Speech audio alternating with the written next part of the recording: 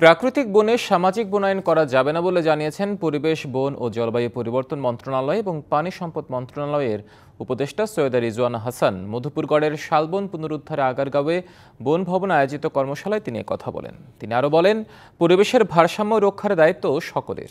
কৃষকের অধিকার বন বিভাগকে নিশ্চিত করতে হবে। বন বিভাগ ও কৃষকের মধ্যে দ্বন্দ্ব দূর করতে হবে।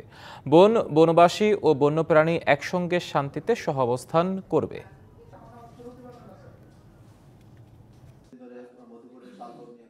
যে আমি দায়িত্ব নেয়ার পরে বন বিভাগকে বলেছিলাম যে আর কোনো প্রাকৃতিক বনে ইউক্যালিপটাস, একাশিয়া লাগানো যাবে না।